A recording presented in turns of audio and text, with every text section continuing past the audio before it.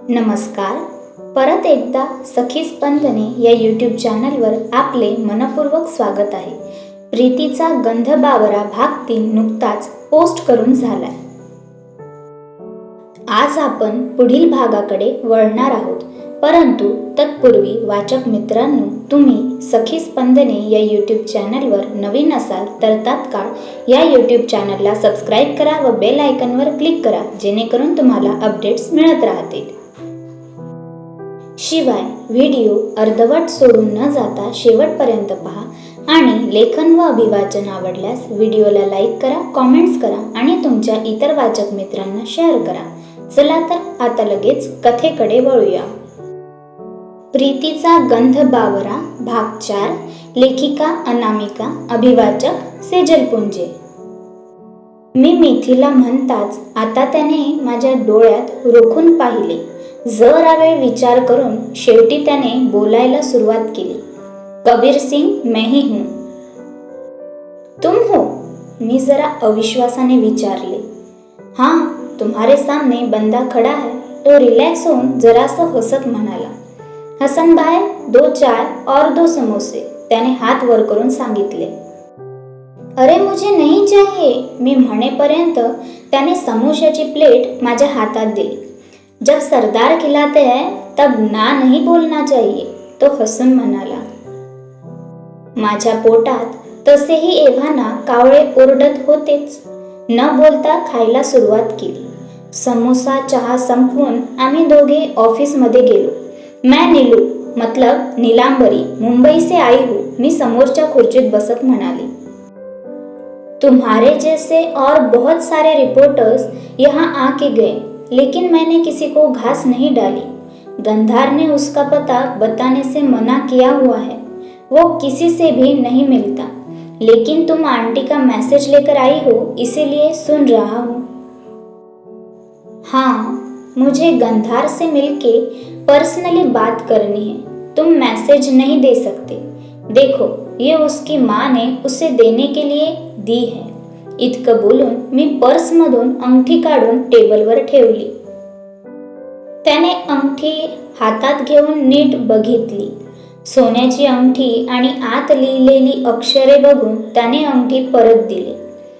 अगर मैंने तुम्हें पता बताया तो तुम्हारा या मेरा मर्डर पक्का है. आओ, तो दाढ़ी खाजवत म्हणाला.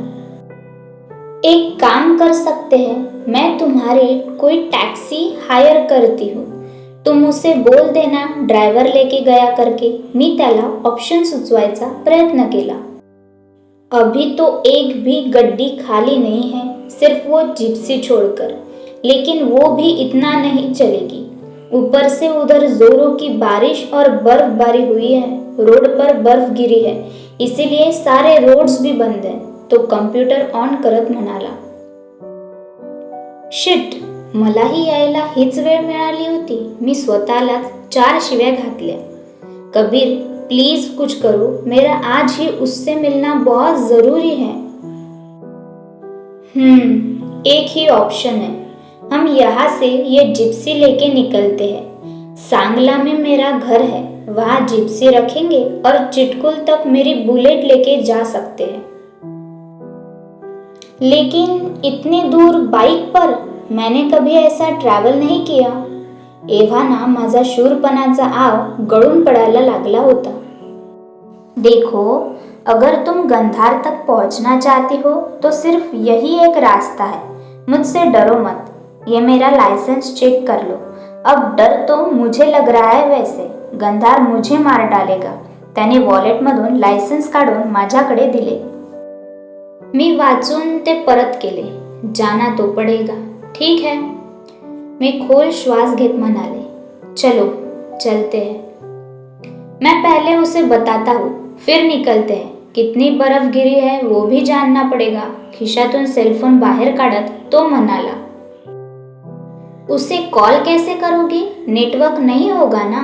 मी जरा संशयाने विचारले. नेटवर्क नहीं है, लेकिन उसके पास इमरजेंसी के लिए एक सैटेलाइट फोन है. पैसे बहुत ज़्यादा लगते हैं, लेकिन अब तुमसे बड़ी इमर्जन्सी क्या हो सकती है? तो परत ॲटिट्यूड दाखवत म्हणाला. त्याने 4-5 वेळा प्रयत्न करूनही फोन लागला नाही. नहीं लग रहा, मेरा भी नेटवर्क गड़बड़ है शायद. ठीक है, और बर्फ के पहले पहुंचने का ट्राय करते हैं. त्याच्या अंगात जाडजूड जॅकेट होतच. आता त्याने कानावर इयरमफ लावले. ये कैप पहन लो और फिर ऊपर से हुड डालो. मला एक लाल पांढऱ्या डिझाईनची जाड लोकरी बिनी देत तो म्हणाला. ऑफिसला कुलूप लावून तो येईपर्यंत तयार होऊन मी बॅग बाहेर आणली. बॅग उचलून बॅकसीट खाली ठेवून तो पुढे येऊन बसला. अरे 1 मिनिट, रुको रुको म्हणत गाडीतून उडी मारून पटकन खाली उतरले. अब क्या है, त्याने तोंड वाकडं करत विचारलं. मी पळत शेजारच्या दुकानात जाऊन 2-3 क्रीम बिस्किट, चॉकलेट्स, चिप्स आणि एक पाण्याची बाटली घेतली. परत येऊन त्याला पिशवी दाखवून हसत अब चलो म्हणत मी शेजारी बसली.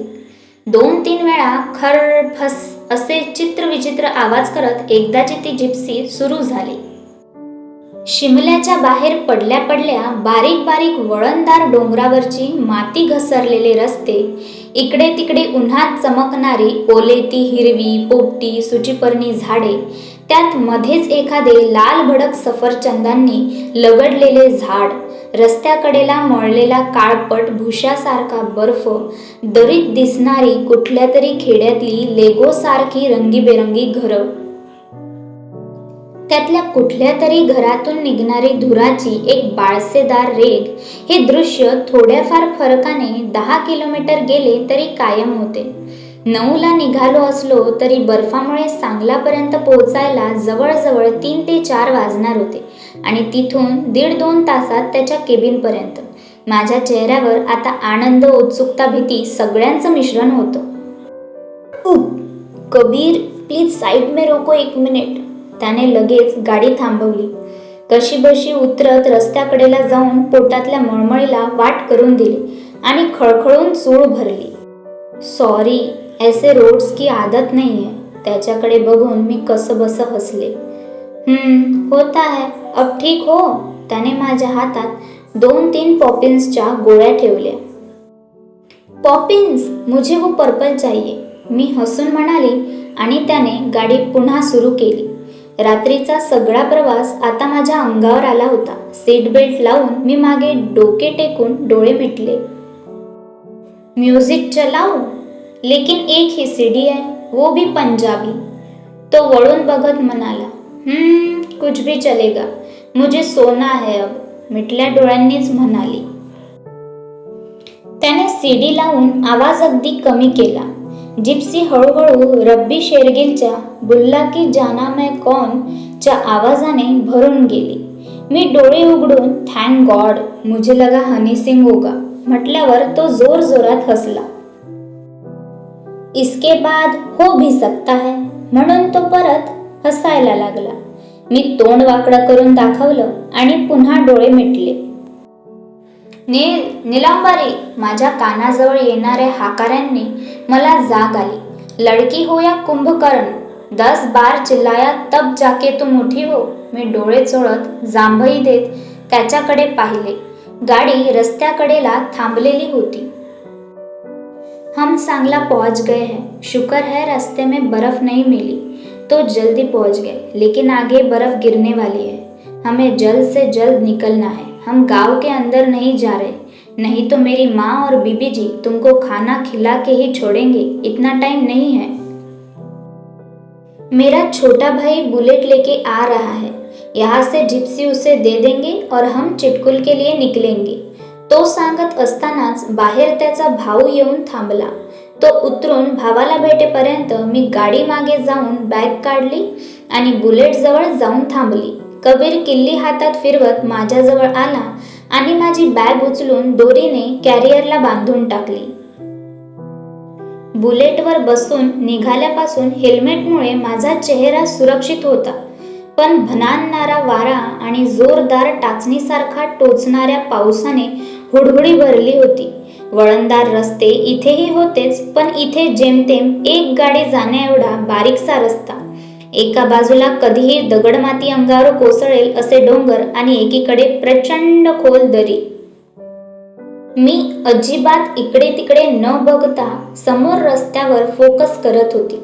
तासाभरात आम्ही चिटकूल जवळ पोचलो आणि हळूहळू वरून कापसासारखा बर्फ पडायला सुरुवात झाली. शिट म्हणत त्याने गाडी थांबवली. नीली सुनो, एक काम करना पड़ेगा. बर्फ गिरनी शुरू हो गई है.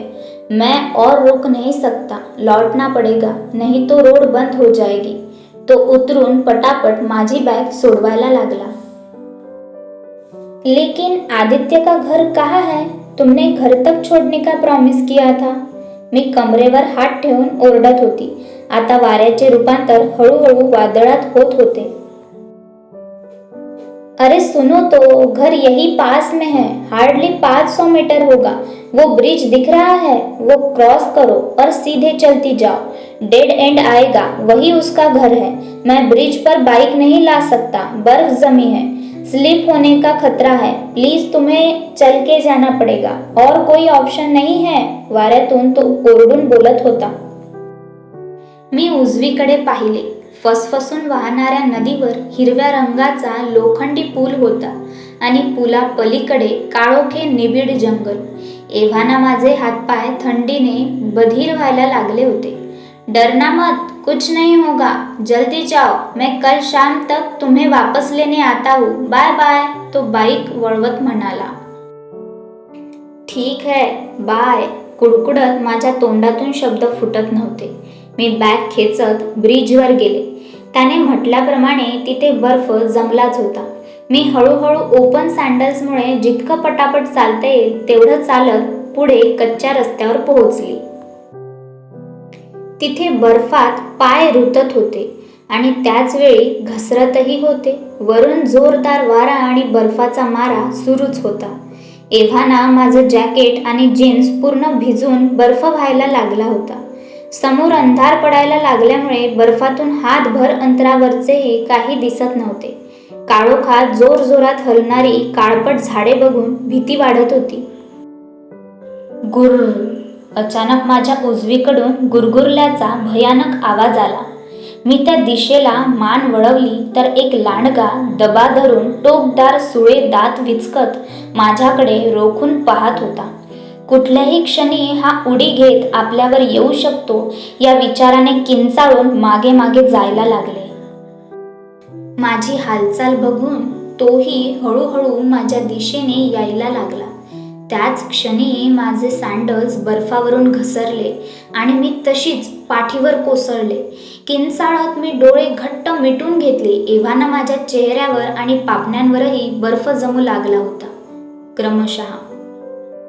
पुढील भागात काय झाले हा प्रश्न निर्माण झाला असेल तर सखी स्पंदने चॅनलला सबस्क्राईब करा.